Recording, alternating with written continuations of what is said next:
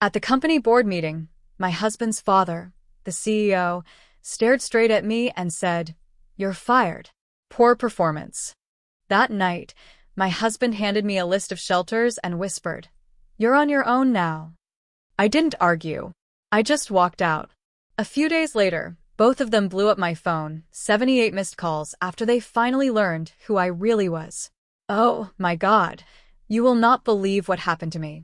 I swear, I thought getting fired by my own father-in-law, escorted out like a criminal in front of everyone, was the absolute worst part of my day. But that was just the appetizer, because when I walked through my front door, my husband, Jack, was sitting at our kitchen island, scotch in hand, with a piece of paper that ripped my world apart. He just slid it across the counter, not even looking at me. A printed list of women's shelters, you guys. In our city. Every single one highlighted, one circled, with his neat handwriting scrawled beside it, closest to the metro line. And then he said, his voice completely flat, like he was discussing the weather, "Now that you're unemployed, this arrangement doesn't work for me anymore." In that instant, it hit me with brutal, soul-crushing clarity. I'd been set up. This wasn't some spur-of-the-moment thing. They'd planned it, father and son, conspiring to discard me like I was just a bad quarterly report. But what they didn't know, I'd been planning something too. Before I dive into how I ended up clutching a homeless shelter list while my marriage imploded, I need to tell you how carefully I'd built the life that was now crumbling around me. It all started 3 years earlier at a cybersecurity conference in Boston. Back then, I was a freelance consultant, feeling like my future was entirely in my own hands. Jack Caldwell was in the back row during my presentation on predictive threat architecture, actually taking notes. That alone made him stand out. Most people were just there for the free lunch, scrolling on their phones while speakers droned on about encryption. But Jack? He was engaged, leaning forward, pen flying across his notepad, as I explained my framework. During the Q&A, he asked a question that proved he'd truly listened, really understood what I was saying, something about scaling architecture without latency issues. It was a technical question a marketing exec wouldn't even care about, let alone formulate. After, he waited patiently while 3 other consultants tried to push their business cards on me. Then he approached, his smile so genuine, not at all rehearsed. We talked for 2 hours straight in the hotel lobby. He represented Caldwell Technologies, his family's firm, but he spoke about it with this measured distance, like he understood the business, without being consumed by it. He asked brilliant questions about my work, shared insights, and truly listened to my theories about the future of cybersecurity. When he asked for my contact info, it felt professional. 3 days later, he called to invite me to dinner, and suddenly, it felt like possibility. Our courtship unfolded with what I saw as respectful deliberation. He introduced me to his world gradually, casual dinners, then a weekend in Cape Cod where we walked beaches and talked about everything but work, then slowly, his circle of friends and business associates. He never rushed, never pushed. Always checked in to make sure I was comfortable. At the time, that patience felt like respect. Looking back now, I see it for what it was, an assessment. Each stage, a test to see if I'd fit into the mold he'd already prepared for me. 6 months after we met, Jack took me back to that same Boston hotel lobby. Same lobby, totally different conversation. He proposed over coffee, not champagne, in jeans, not a suit, with a beautiful but understated ring. Everything felt authentic, like he knew I valued substance over performance. I said yes before he even finished asking, convinced I'd found someone who saw me as an equal, not an acquisition.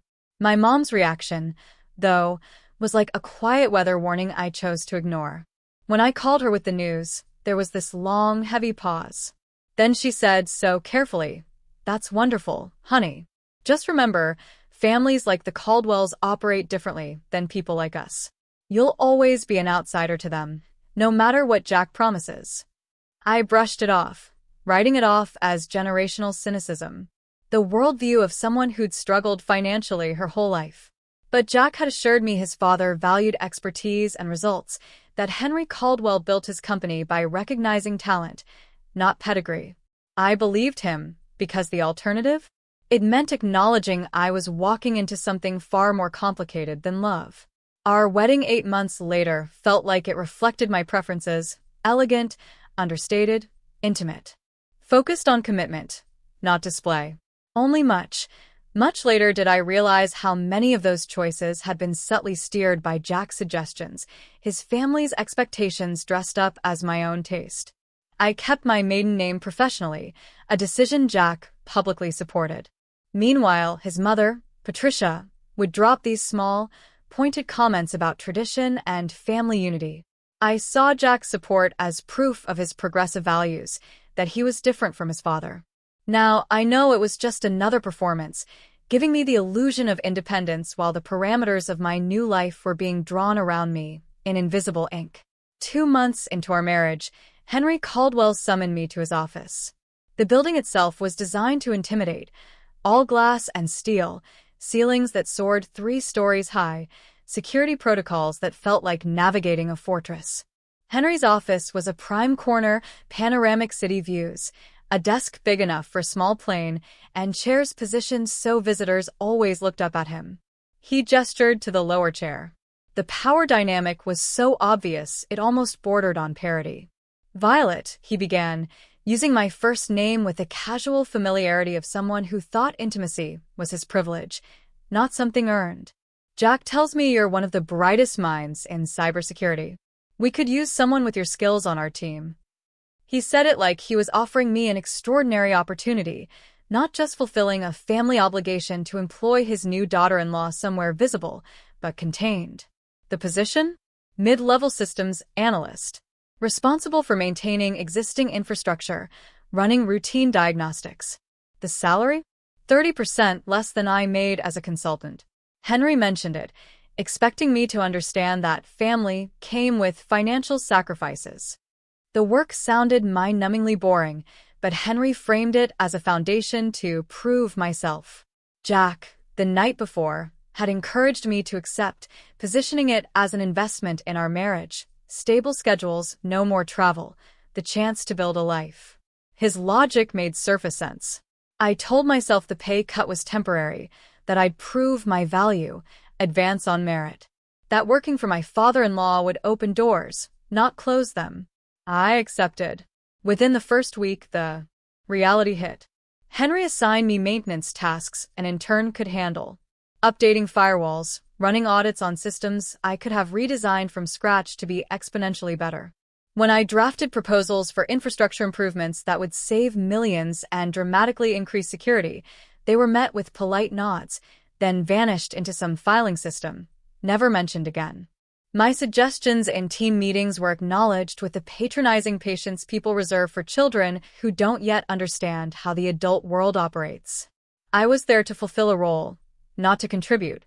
The company hired me as proof of their progressive values, a credential. Look at us. The CEO's daughter-in-law works as a systems analyst. See how modern and merit-based we are. The irony of being simultaneously overeducated for my tasks and completely dismissed for my actual expertise wasn't lost on me. But I told myself it was temporary. I'd prove myself. I was naive enough to believe performance would eventually matter more than politics. 6 months of that professional suffocation drove me to start building something in secret. Late nights, after everyone else had left, only the janitorial staff remaining, I began designing a new security framework on my personal laptop. Everything stored on encrypted servers, zero connection to Caldwell Tech Systems. I called it the Sentinel Protocol, an architecture built on predictive threat analysis, using pattern recognition algorithms I'd been refining for years. Every component was meticulously documented and patented under my maiden name through a limited liability company registered in Delaware, Monroe Security Solutions. A shell company that existed only on paper and in the digital infrastructure I was constructing line by line. Jack never asked why I stayed late. Henry never questioned what I was working on beyond my assigned tasks. They both operated under the comfortable assumption I was just trying to prove myself, putting in extra hours to earn acceptance. What they fundamentally failed to understand was that I'd stopped seeking their acceptance entirely.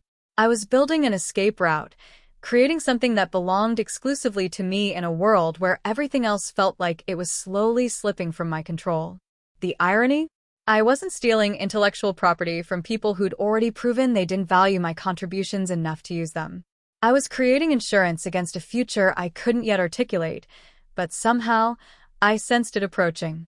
Around our first anniversary, the marriage itself began its quiet disintegration. Jack started checking his phone obsessively at dinner, stepping into the bedroom to take calls from his father that couldn't wait. When I asked about his day, his answers became vague, distracted. He stopped asking about my work completely. Our conversations shrank to logistics: whose turn for groceries, what bills to pay, weekend plans. I tried everything. Planned elaborate date nights he'd cancel last minute for work obligations that were never fully explained. Suggested weekend getaways that never materialized because Henry needed him.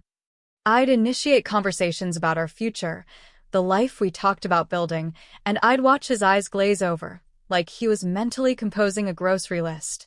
Family dinners at the Caldwell estate became regular torture sessions disguised as tradition.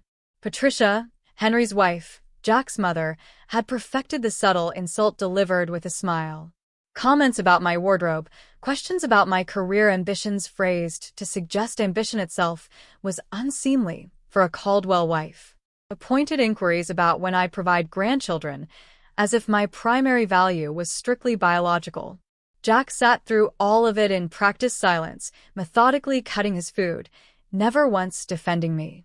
His silence felt like complicity, like agreement expressed through strategic absence. Late at night, lying next to a man who felt increasingly like a stranger, I'd stare at the ceiling, trying to pinpoint the exact moment everything shifted. But there was no single moment. It was erosion, gradual and relentless. The slow, patient work of water wearing down stone until the foundation developed cracks too deep to repair. The life I'd built with Jack Caldwell, I was beginning to understand, was constructed on borrowed ground. I just didn't realize how soon the lease would expire, or how brutal the eviction would be.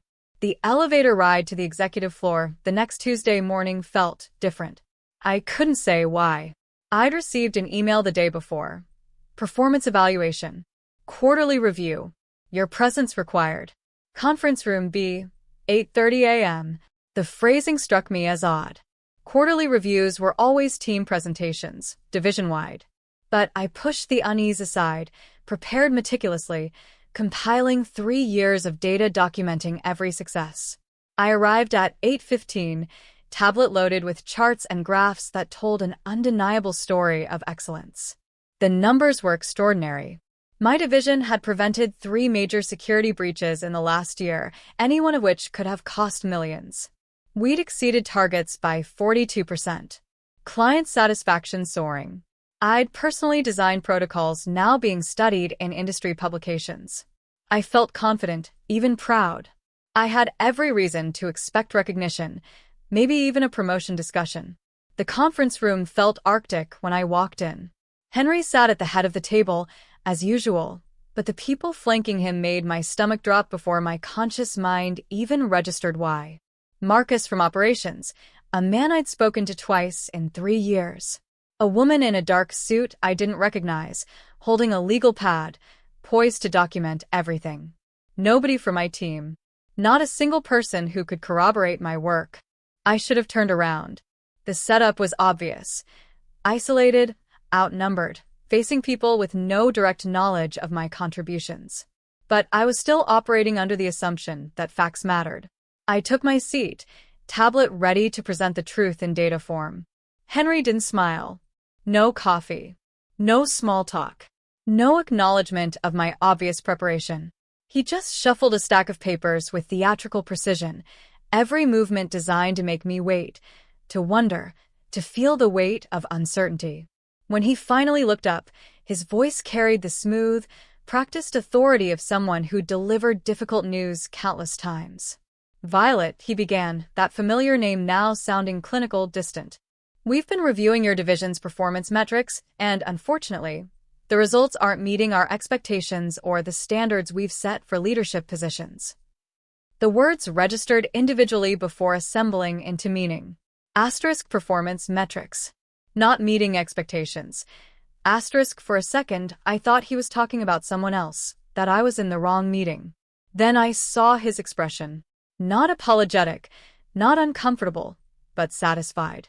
A look that made my skin feel too tight. This was exactly the meeting I was supposed to be in.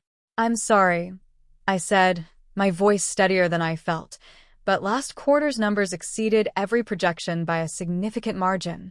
We beat targets by 42%. The security upgrades I implemented saved the company an estimated $4 million. Client satisfaction improved by 28%. I reached for my tablet, fingers moving automatically to pull up the undeniable proof. Henry didn't even glance at the screen. He just smiled. And that smile sent a cold dread through me. It was the smile of someone who had already won. Someone who knew facts and evidence were irrelevant compared to the power to simply decide the outcome. "This isn't personal, Violet. It's business." He delivered the line with the casual confidence of someone who'd used it many times, a phrase designed to absolve him of responsibility. The absurdity was almost impressive.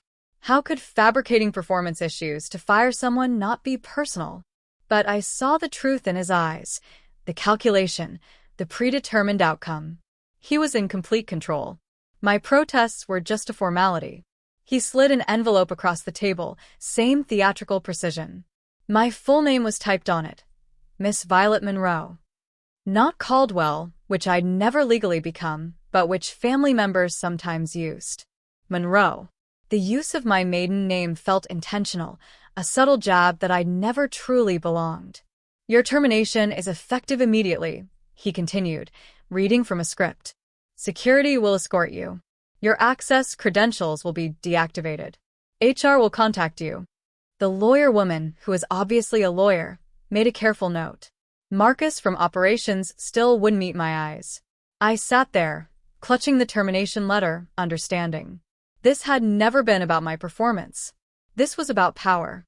Control. Henry's need to eliminate anyone who threatened his narrative of singular genius. I'd become too confident, too visible, too successful in ways that reflected well on me rather than on him. My division was getting recognition. Clients were requesting my team. Other companies were making subtle inquiries. I thought these were signs of success. I failed to understand that to someone like Henry, my success was a threat. My visibility, a challenge. My growing reputation, something that needed to be eliminated before it eclipsed his own. I stood slowly, picking up the letter. My hands somehow didn't shake. The adrenaline was flooding my system, but the physical manifestation of shock and rage and betrayal would come later. Right then, I was on autopilot, a deeper part of my brain taking over with pure survival instinct. "I remember the way out," I said quietly, looking directly at Henry, holding eye contact until he was the one who looked away first. "It's the same path I used when I built half the systems currently keeping this company operational.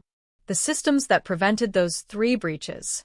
The infrastructure that's generating the revenue that pays for this conference room and your imported coffee and whatever satisfaction you're getting from this moment." His expression flickered, just for a second. Something that might have been uncertainty, or the dawning recognition that he'd miscalculated. But it passed quickly, replaced by smug satisfaction. I collected my personal items under the watchful eye of a security guard named Mitchell, who I'd personally trained on our access protocols. He wouldn't look at me either. I packed my chipped coffee mug, the framed photo of my mother, a small succulent that had survived 2 years. These objects, once personal, now felt like evidence of my temporary status, easily boxed up. My security badge felt impossibly heavy when I dropped it in the tray. Angela, the receptionist, who I chatted with every morning about her kids, couldn't meet my eyes. Neither could the junior developers I'd mentored or Peterson from IT, who watched from the hallway like someone at a traffic accident. They all knew what I knew, what everyone in that building understood but would never say. Poor results was corporate code for, we're removing you before you become too powerful. Before your competence becomes so undeniable that we can't maintain the fiction that you're here as a favor. The drive home was surreal, disconnected, like watching someone else's life. Traffic moved, people went about their day, completely unaware that my professional identity had just been systematically dismantled. My hands made the familiar turns while my mind cycled uselessly through disbelief, anger, humiliation, confusion. Why now? The numbers were undeniable. Unless that was precisely the problem.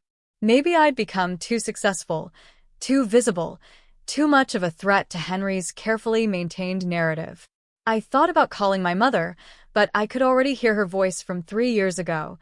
Families like the Caldwells don't really accept outsiders.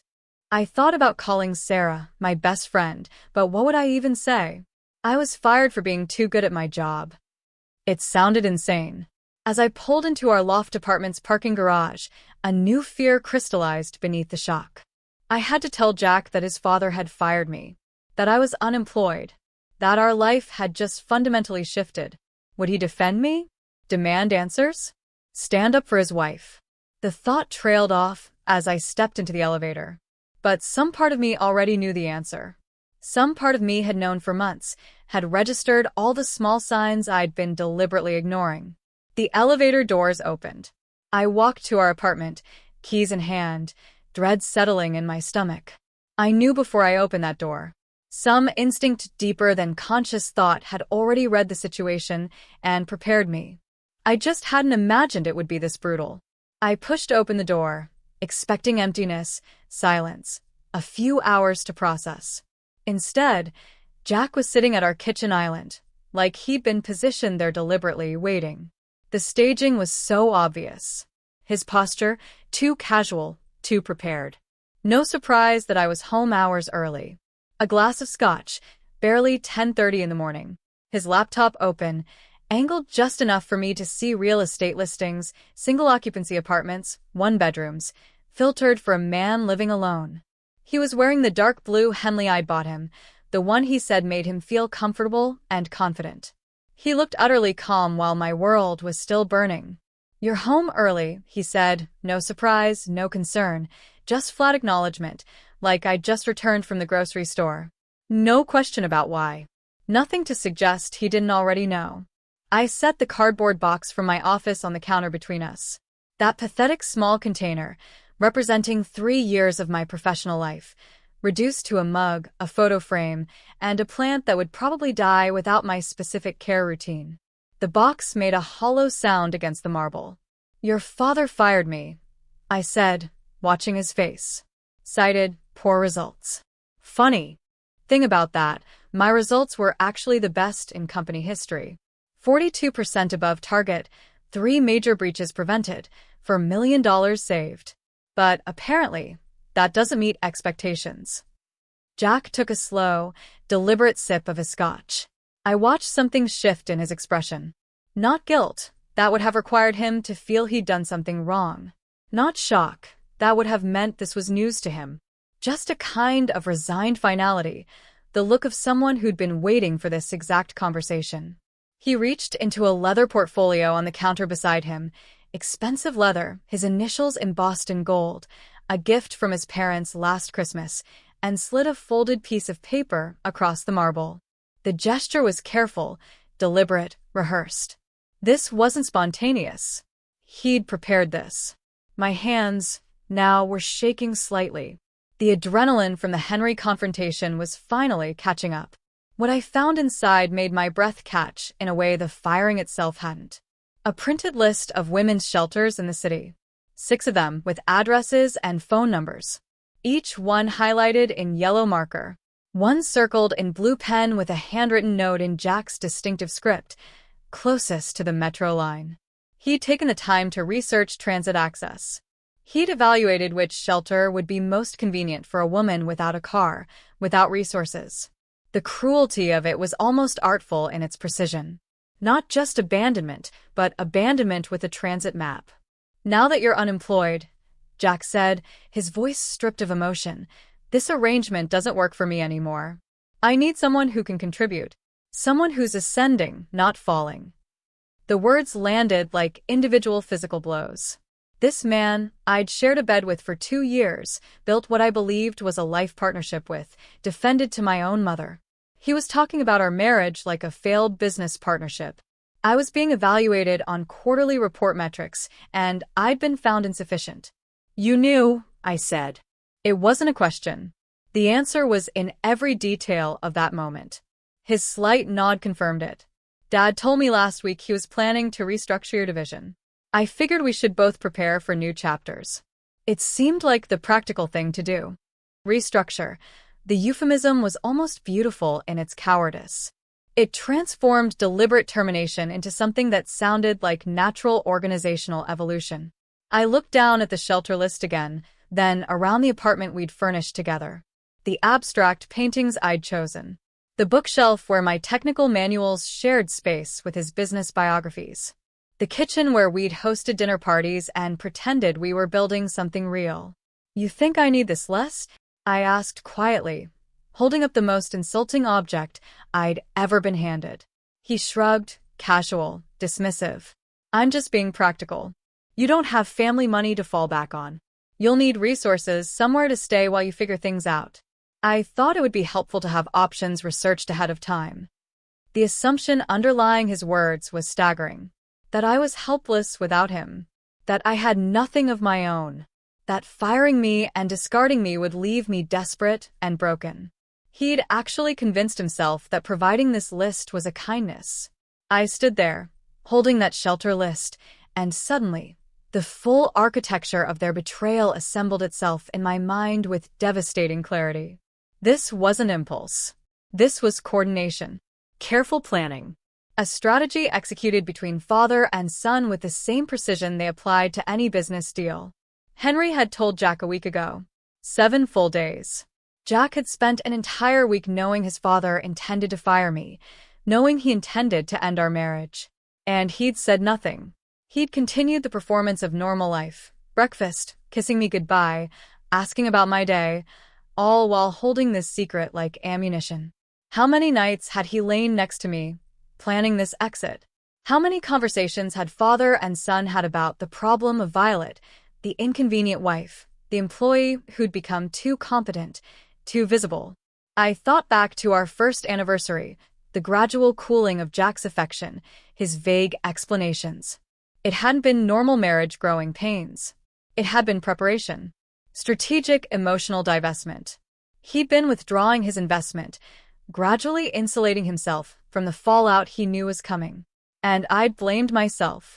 For months, I'd internalized his distance as my failure. I'd auditioned desperately for a role that had already been recast, performing for judges who'd already rendered their verdict. The shame of that realization burned hotter than the anger, seared deeper than the betrayal. I'd been so carefully managed, so thoroughly manipulated, and I'd participated in my own deception by wanting so badly to believe this marriage was real. "I'll be gone by morning," I said, my voice steadier than I felt, pulled from some reserve of dignity I had known I still possessed. Jack actually looked relieved. His shoulders dropped as tension released. He'd probably anticipated arguments, tears, desperate negotiations. My calm acceptance registered as the best possible outcome. A clean break. No drama. He didn't see what was happening inside me. Not just rage, though that would come later. Not just grief, though that was there too.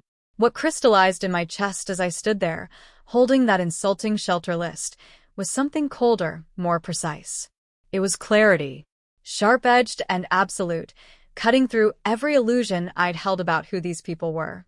I packed methodically that evening while Jack stayed in the living room, probably scrolling through those real estate listings, planning his next chapter. I didn't take everything. That would have dragged out the humiliation. I took only what mattered, what was actually mine. My laptop with 3 years of work, my backup drives, the external hard drive hidden in my closet containing every patent filing, every line of proprietary code, every piece of documentation related to Monroe Security Solutions. I left behind the jewelry Jack had given me, the designer clothes his mother encouraged me to buy.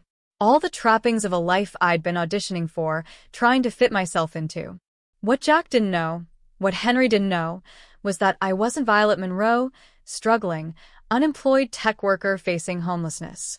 I was Violet Monroe, founder and primary patent holder of the security architecture that powered every significant system at Caldwell Technologies. They thought they'd fired an employee, discarded an inconvenient wife, eliminated a problem. What they'd actually done was terminate their license agreement with the architect who'd built the foundation their entire company stood on. And that license, with its carefully constructed renewal clauses and good faith provisions, was about to expire. I left the apartment before dawn, carrying 2 suitcases and that cardboard box from my office, leaving behind a marriage and a life that had never truly belonged to me. The city was still dark. I drove downtown to the Riverside Hotel, a mid-range place where the front desk staff asked no questions when I paid cash for a week and requested a room on an upper floor with decent Wi-Fi. Room 847 became my operations center. The space was generic, but I didn't care. I spread my laptop and backup drives across the desk, positioning everything with the methodical precision of someone preparing for surgery. I pulled up the licensing agreement I drafted 2 years earlier, when Caldwell Technologies had first acquired what they believed was my security framework. I reviewed every clause with the focused intensity of someone whose entire future depended on the accuracy of legal language written in a very different emotional state. The Sentinel Protocol wasn't theirs. It had never been theirs. They'd licensed it from Monroe Security Solutions, the shell company I'd registered specifically to protect my intellectual property from people who didn't value my contributions. The 37-page agreement, dense with technical and legal language, Henry and his lawyers had clearly skimmed, assuming it was standard boilerplate. They'd been catastrophically wrong. Buried in Section 12, subsection D, was a clause I'd written with particular care, knowing even then I needed protection from the Caldwells. It gave me unilateral termination rights for material breach of good faith dealing with the intellectual property creator. Section 19 defined creator as any individual or entity holding primary patents. That meant me, and only me. The license renewal date was 72 hours away. Without my explicit approval, their entire security infrastructure would begin experiencing cascading failures. I sat in that hotel room until my eyes burned, then began drafting the formal notice that would trigger everything. At 2:15 a.m., unable to sleep, I finalized the language. Brief, professional, almost polite. Pursuant to Section 12D of License Agreement MT 2847, Monroe Security Solutions hereby provides notice of material breach regarding treatment of intellectual property creator. Automatic license renewal is suspended pending contract renegotiation and resolution of outstanding grievances. This suspension becomes effective at 6 o'clock hours Eastern Standard Time, September 24th. I attached a PDF of the original agreement, specific provisions highlighted in yellow marker, the same color Jack used on that shelter list.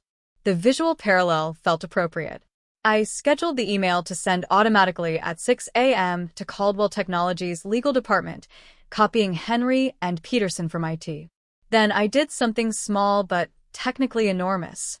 I accessed the back-end administration panel of the Sentinel Protocol, using credentials Henry had never thought to revoke because he never understood they existed. With a few keystrokes, I suspended the automatic license renewal. The systems wouldn't crash immediately or catastrophically. That would be too obvious. Instead, they would begin experiencing what would appear to be random authentication failures. Client access portals lagging. Internal comms flagging false security threats. Security certificates timing out one by one. It would feel like a building where the foundation was slowly crumbling, unnoticed at first, then impossible to ignore. I closed my laptop, set an alarm, and tried to sleep. The first call came at 6:04 a.m., exactly 4 minutes after the systems would have started their initial failures. Henry's office line, marked urgent. I watched it ring through to voicemail, sipping coffee from the in-room machine, bitter, weak, but caffeinated. 3 minutes later, another call. Then Jack's personal cell, which I'd blocked. Henry's personal cell. Peterson from IT. Someone from legal. By noon, my phone showed 78 missed calls and a flood of text messages, growing increasingly desperate. Early ones were professional. Violet, we need to discuss technical issues. Please call. Then the facade cracked. This is urgent. Respond immediately. Then, whatever this is about, we can work it out. Finally, from Henry himself, just after 11:30. Name your price. Name my price. As if this were simply a negotiation about money. The assumptions embedded in those 3 words told me everything about how fundamentally he misunderstood what was happening. I let them sweat for 3 days. Not out of cruelty, though I won't lie, there was some satisfaction. The silence was strategic. I needed them to fully understand their dependency on my systems.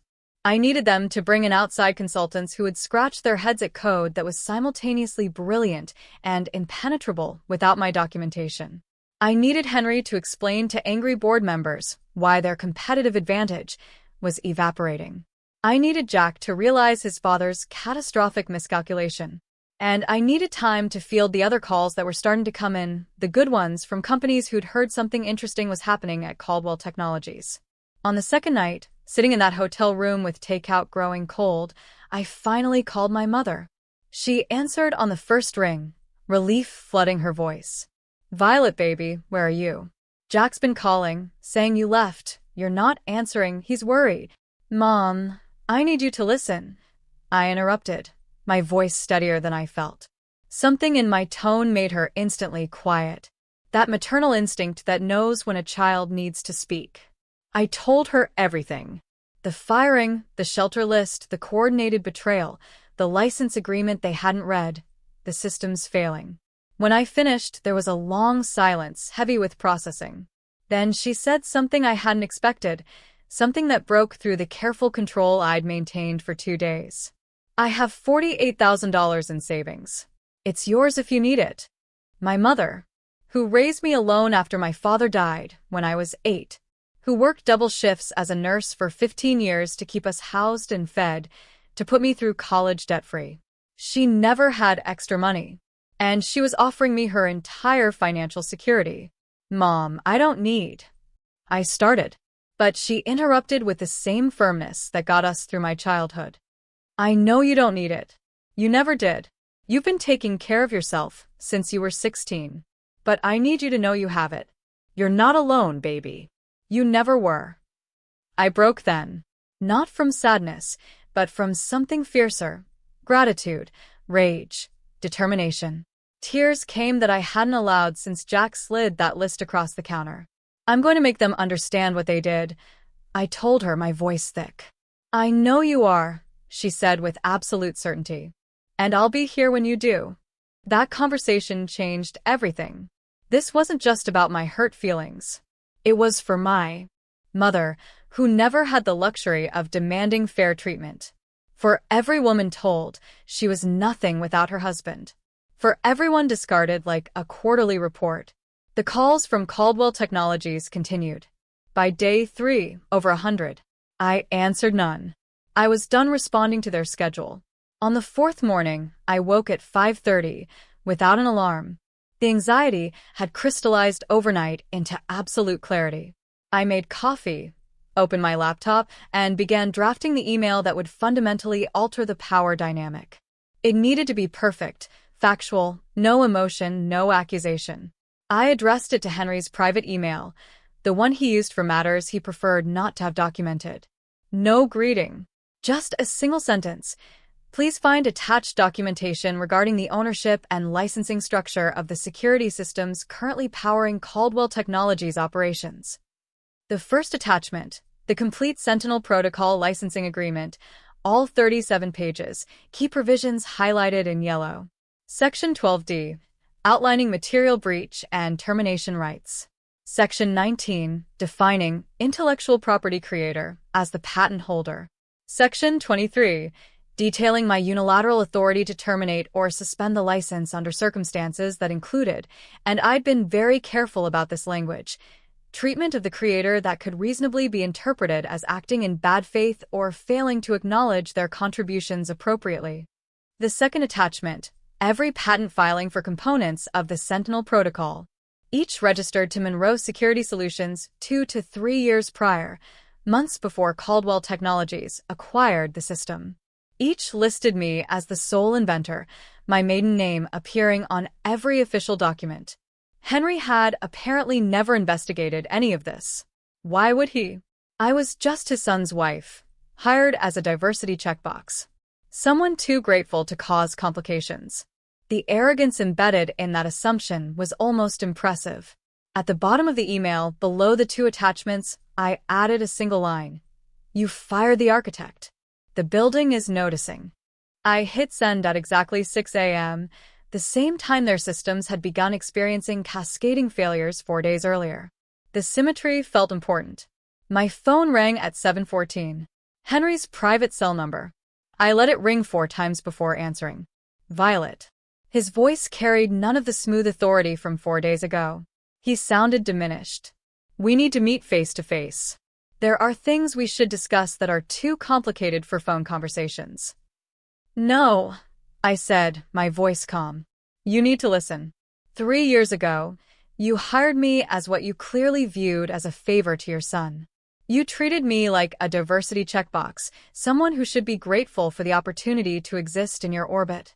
You assigned me maintenance work beneath my capabilities, and you never bothered to learn what I was actually building during all those late nights you probably assumed I was spending trying to prove myself worthy of your family's acceptance.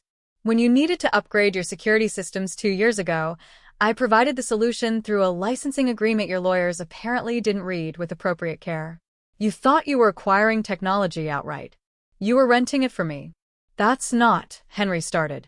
I cut him off. The license renewal came due 3 days ago. I declined to approve it. Every system currently keeping your company operational is now running on borrowed time. Your client portals are experiencing authentication failures.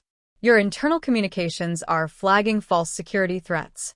Your competitive advantage is evaporating in real time.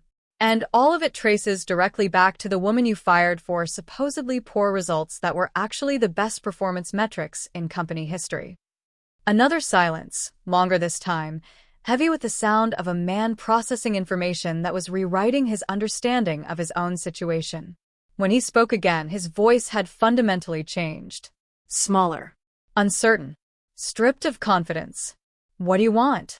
The question revealed how completely he still misunderstood. He still thought this was a negotiation. Justice, I said. But I'll settle for watching you explain to your board of directors why your company's entire infrastructure is held together with licensing agreements controlled by the woman you just fired for fabricated performance issues. Henry tried to recover his footing. We can offer you reinstatement immediately. Better title. Vice President level. Equity stake. I can have the board approve a compensation package by end of week. Substantial signing bonus. Guaranteed seat at executive strategy meetings. Whatever it takes to make this right.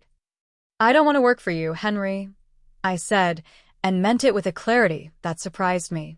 I want you to understand what you destroyed wasn't just a job. It was a partnership you never deserved and never appreciated until it was too late.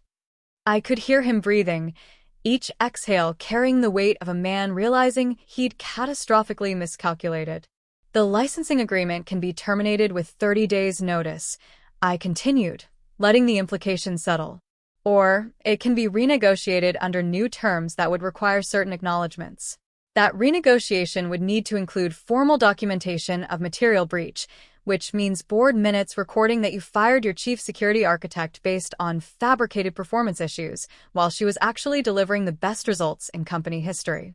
It means explaining to your investors why you didn't know the foundation of your company belonged to someone else. It means acknowledging publicly what you did and why it was wrong.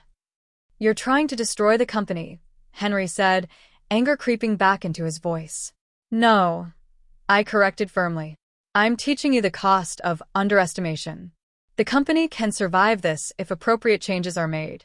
The real question is whether you can survive it. I ended the call, not out of drama, but because the conversation had served its purpose. My inbox started filling up. The industry moved fast. Within hours of Caldwell Tech's system failures becoming visible, messages flooded in from people who'd somehow learned pieces of the story, wanting to know more or explore possibilities. Sarah called that afternoon. You're a legend in tech circles right now, she said, her voice full of awe and amusement. People are calling it the quietest power move of the decade. Caldwell stock is tanking, and nobody could figure out why until someone traced it back to a licensing dispute with Monroe Security Solutions, which nobody had heard of, which turns out to be you. Two companies reached out with VP-level offers that same day. Another wanted to discuss acquiring Monroe Security Solutions, which was deeply ironic since it was a shell company I'd created to protect my IP from people like Henry. I'd been invisible at Caldwell Technologies for 3 years. Now, the same industry was scrambling to understand how I'd built something so essential. I had 3 formal job offers, each paying more than double what Caldwell had. One came with a signing bonus that exceeded Jack's annual salary. I reviewed them carefully, considering not just compensation, but culture and opportunity. I accepted the most prestigious offer before midnight, feeling something shift in my chest. This wasn't just leaving Caldwell Technologies. It was stepping into something I'd built for myself, on my own terms, with people who actually understood my worth. 6 weeks passed in a blur of onboarding, team introductions, and the chaos of starting a senior leadership position at a rapidly scaling company. Titanium Solutions operated differently. People listened when I spoke. My technical recommendations were implemented, not filed away. The CEO, Rebecca, treated expertise as valuable, not threatening. It was disorienting at first, this environment where competence was rewarded instead of resented. Then the news broke publicly. Caldwell Technologies issued a press release on a Thursday, timed for aftermarket close. Sarah forwarded it with a single word: finally. The statement was a masterpiece of corporate obfuscation. Following an internal review, Caldwell Technologies announces a restructuring. CEO Henry Caldwell has agreed to temporary administrative leave. To anyone not familiar with corporate speak, it might have sounded routine. But to anyone paying attention, every phrase signaled contained catastrophe. Internal review meant something went badly wrong. Temporary administrative leave meant the CEO was forced out. Comprehensive evaluation meant investigators were looking for bodies. Sarah called within minutes. This is bigger than I thought. I'm hearing there was an emergency board meeting last week that went 7 hours. Henry had to explain the licensing dispute, admit that the company's core technology was controlled by his former daughter-in-law, justify why he fired you for performance issues when your actual performance was exceptional. 2 board members resigned immediately. The stock dropped 18% before trading was halted. I sat at my desk, watching city lights come on, processing it all. Part of me felt vindicated. Part of me felt strangely empty, like I'd been preparing for a confrontation that was now happening without me present. Jack started calling again during week 7. I'd unblocked his number, curious. His voicemails told their own story of progressive desperation. The first one irritated. Violet, I don't know what you're doing, but you need to stop this. People are getting hurt. Jobs are at risk. You're destroying something my father spent his life building. Delete. 3 days later, confusion. I know you're angry. You have every right to be. But can we just talk? Figure out some way to resolve this that doesn't involve taking down the entire company. Delete. By the 3rd message, panic. Dad's under investigation. The board is talking about forcing him out permanently. His reputation is being destroyed. Is that what you wanted? To humiliate him publicly? The assumption in that question was almost amusing, that I'd orchestrated this, rather than simply withdrawing support they'd taken for granted while treating me as disposable. On week 8, Jack appeared at my new office building. I was in a meeting when security called. I pulled up the camera feed on my phone. He was standing there, holding expensive roses, the kind you buy when desperation has replaced thoughtfulness. He looked smaller, reduced. The confidence he'd carried during our marriage was replaced by uncertainty. We're separated, I heard him tell the guard, and the word choice struck me. Separated suggested something temporary, circumstantial. It sanitized what had actually happened. Ms. Monroe, security called up, there's a Jack Caldwell here to see you. Says he's your husband. Should I send him up? I looked at the monitor, at Jack, holding those flowers that were already starting to wilt. And I felt nothing. Not anger. Not grief. Not even satisfaction. Just a neutral observation. No, I said. Tell him I'm in a meeting that's running long. He should try calling. I watched as Jack's face registered confusion, then frustration, then resignation. He left the flowers and walked out, shoulders hunched. My new position at Titanium Solutions provided exactly what Caldwell Technologies had denied: autonomy, resources, recognition. I had a team of 20 engineers chosen for competence, a budget that allowed us to implement ideas, leadership that understood the difference between control and trust. More importantly, I had the freedom to build something new without constantly defending its existence. We launched Sentinel Protocol 2 at a major tech conference in November, 2 months after my termination. The timing was deliberate. The presentation was mine. My name prominently featured. My face on screens. The audience included several Caldwell Technologies clients. I saw them taking notes, asking detailed questions. Within 3 weeks, major clients formally requested proposals for switching their security infrastructure from Caldwell to Titanium Solutions. The market was voting with contracts. Sarah called after the conference, her laughter full of genuine delight. You just declared war without firing a single shot. That was the most professionally devastating thing I've ever witnessed. It's not war, I replied, meaning it. It's just better engineering. The technology speaks for itself. But late one evening, working with Clara on a stubborn debugging problem, she asked me something that cut through all the professional success. Do you feel satisfied? Clara asked, looking up from her screen with that directness that made her an excellent engineer and occasionally an uncomfortable colleague.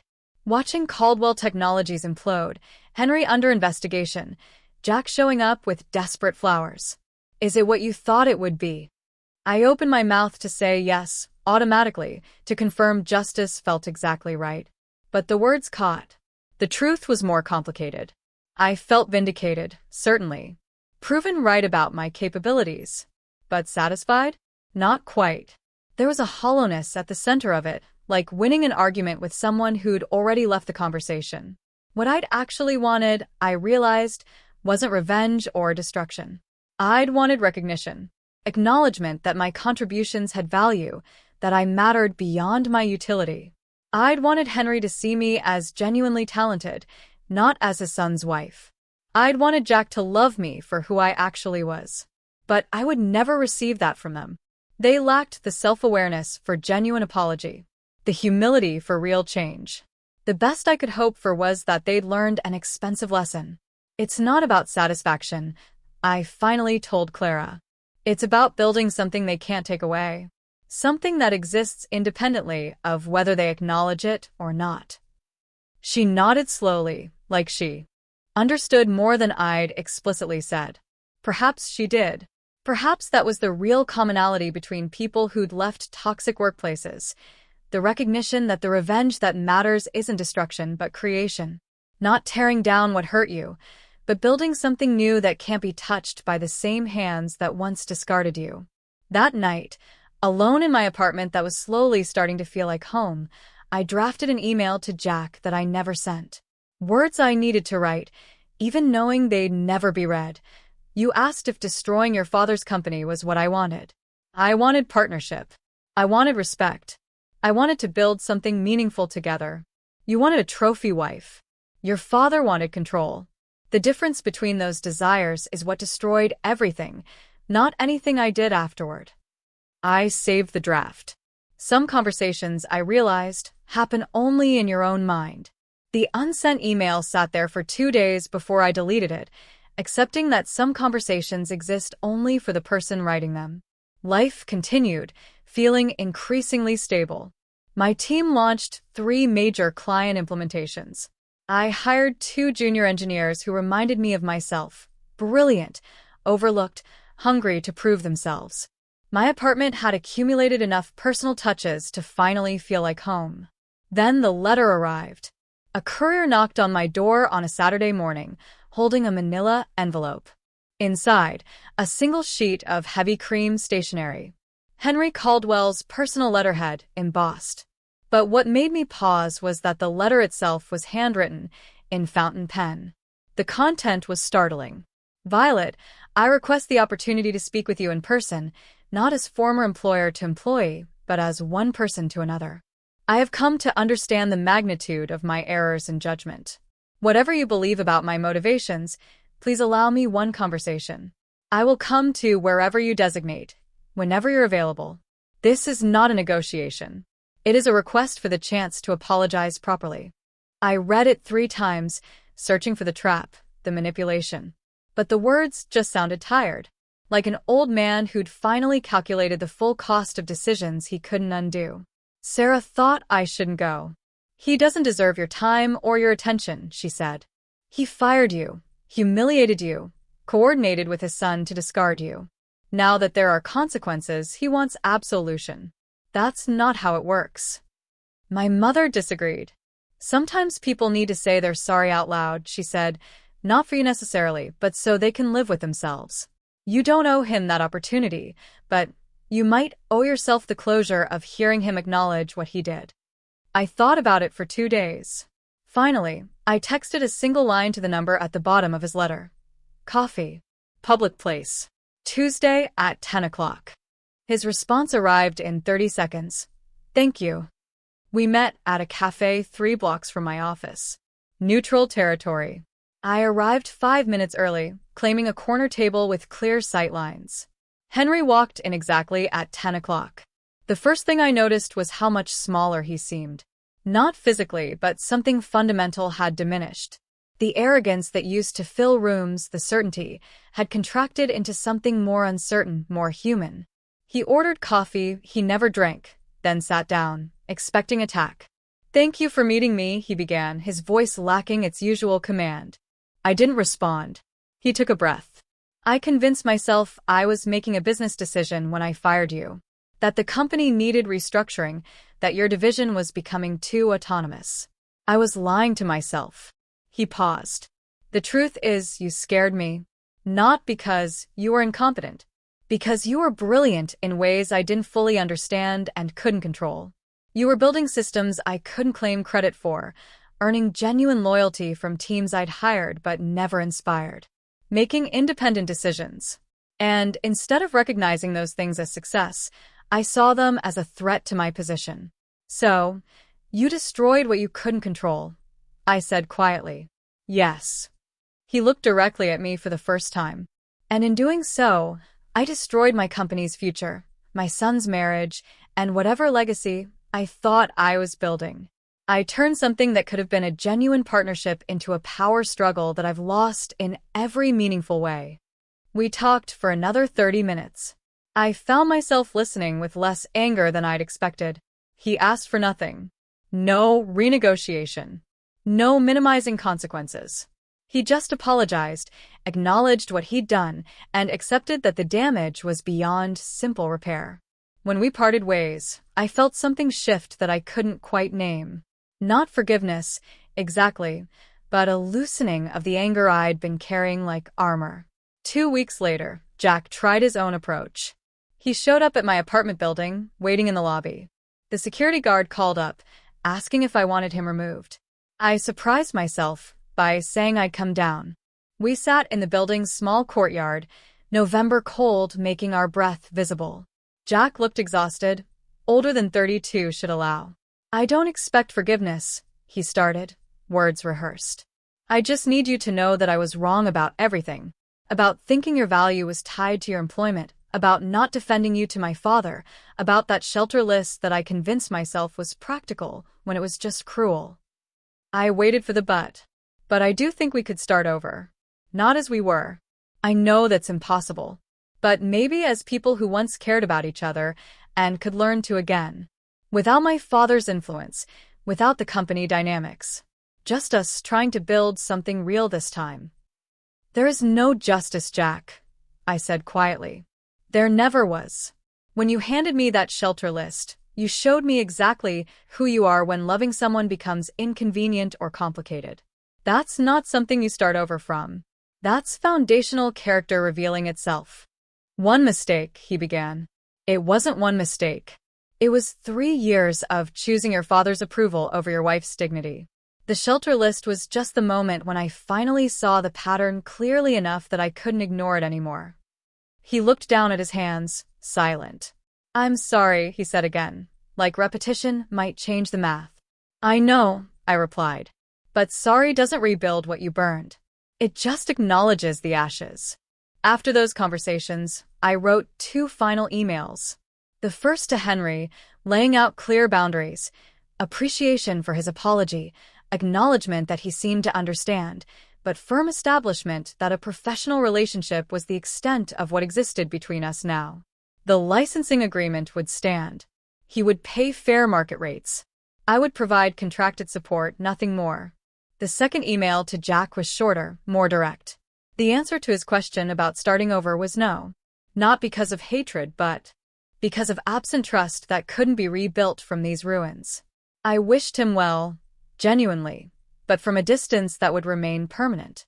I hit send on both, and felt something release in my chest. Not quite peace, but something adjacent. Closure, I realized, wasn't forgiveness or reconciliation. It was simply deciding that the story was finished, that no additional chapters would be written. 6 months after leaving Caldwell Technologies, Monroe Security Solutions had transformed from a protective shell into something substantial. Clara and I formalized our partnership, combining her brilliance with my vision to build a company that reflected values we'd both wished for. We rented office space downtown, hired our first employees, turning theoretical principles into operational reality. The company we built looked nothing like Caldwell Technologies. We structured leadership collaboratively. Profit sharing was built into contracts. We established mentorship programs for women in tech who'd been told they were too much. In March, we landed a major government contract. The irony wasn't lost on me. I'd gone from being fired for fabricated poor performance to being trusted with national security architecture. Our first-year revenue exceeded Caldwell Technologies' entire security division, a comparison Sarah gleefully provided. Trade publications started requesting interviews. "When someone tries to erase your contributions," I said in one, "the most powerful response isn't confrontation or destruction. It's building something so undeniably yours that they can never take credit for it." The article ran with the headline, "The Architect Who Built Her Own Empire." And suddenly, I was receiving messages from young women across the industry, sharing depressingly familiar stories. My story wasn't unique. It was simply one example of a pattern so common it had become normalized. Clara and I discussed this, and from those conversations emerged the Monroe Fellowship Program, providing technical training, professional development, and, most importantly, a community for women who'd left toxic workplaces. My mother flew in for the opening of our expanded office space in May. I picked her up and drove her directly to the building. She walked through the space slowly, taking in the glass walls, the collaborative areas, the small kitchen where employees actually gathered. Her eyes filled with tears. "Your father would have been so proud of you." "We rarely talked about my father." "I didn't do this alone, Mom," I said. "You taught me everything that made this possible." She shook her head firmly. No, baby. "I taught you how to survive. You taught yourself how to build, how to create, rather than just endure. That's different, and it's all you." We spent that weekend together, just the two of us, having conversations we'd never had time for. She talked about dreams she'd had, about the relationships she deliberately passed on, about the day she'd offered me her life savings, and what it had meant to her when I said I didn't need it. "I was never worried about you being broke," she admitted over coffee. "I was worried about you being broken, having your spirit crushed by people who couldn't see your value. But you weren't broken. You were just gathering yourself, preparing for what came next." That conversation healed something I hadn't known needed healing. In June, Sarah called with news that shifted my world. She was getting engaged, and she wanted me as her maid of honor. The wedding was planned for late September, exactly 1 year after Henry had fired me. The wedding took place in a small garden venue, intimate and beautiful. I stood next to my best friend as she married someone who clearly adored her, and I realized with startling clarity that I was genuinely happy. Not performing happiness, not the grim satisfaction of watching former enemies face consequences. Real joy for someone else's beginning. During the reception, Sarah pulled me aside. "Thank you for being here. I know this must be strange, being at a wedding after everything with Jack." "It's not strange at all," I told her. "Honestly, it's actually perfect. I'm watching someone I love choose a partner who genuinely deserves her. That's not painful. It's hopeful. It reminds me that good relationships actually exist." She hugged me tightly. "You're going to find that too, when you're ready." "Maybe," I said. "But right now I'm discovering something that might be better. I'm finding out who I am without needing someone else to define or validate me." Later that night, dancing with colleagues, strangers, and my mother, I felt something fundamental shift.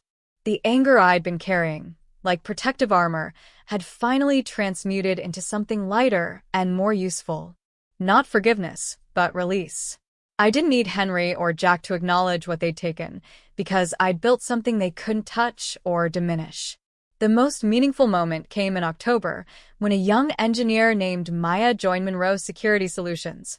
She was 26, brilliant, recently laid off from a company that told her she wasn't a cultural fit. The same coded language I'd encountered. I took her to lunch on her first day. "How did you actually do it?" she asked.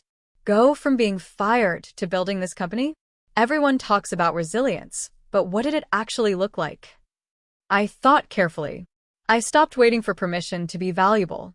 I stopped believing my worth was determined by whether other people recognized it. And I stopped building things for people who treated my contributions like favors. She nodded slowly. "I'm really angry," she admitted. "At the people who discarded me. At the systems that allowed it. At myself for not seeing the warning signs." "Good," I said. "Anger is useful fuel when it's directed appropriately. Just don't let it become your permanent destination. Use it to build something better, then let it go when you don't need it anymore." 6 months later, Maya led the team that landed our biggest client contract. When she presented the technical architecture at our company meeting, speaking with confidence and precision, I caught Clara's eye across the room. We shared a smile that communicated everything without words. We built this, not just a company, but a genuine space where people like Maya could develop their capabilities without having to perform someone else's narrow version of acceptable behavior. That evening, driving home through the city, I passed Caldwell Technologies building. I felt nothing but mild curiosity. Henry had officially retired. Jack had relocated to the West Coast for a fresh start. The empire they'd attempted to build through control and hierarchy had contracted. I didn't feel triumphant. I just felt free. Finally unburdened by the need for their acknowledgement, or their downfall. Because I'd learned something essential. The most effective response to being erased isn't destruction of those who wronged you. It's building something so undeniably your own that they become irrelevant footnotes in a story they never understood they were losing the right to narrate.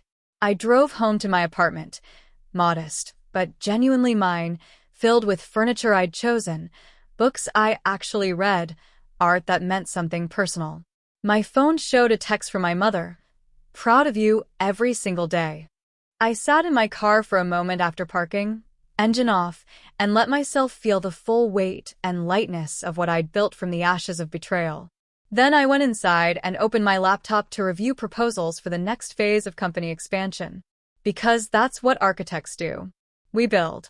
If this story of strategic justice and quiet triumph had you captivated from that first boardroom betrayal to my ultimate success, hit that like button right now. My favorite part was when I suspended the license renewal and watched those 78 desperate calls pile up while I calmly drank my coffee. Thanks for watching. Take care. Good luck.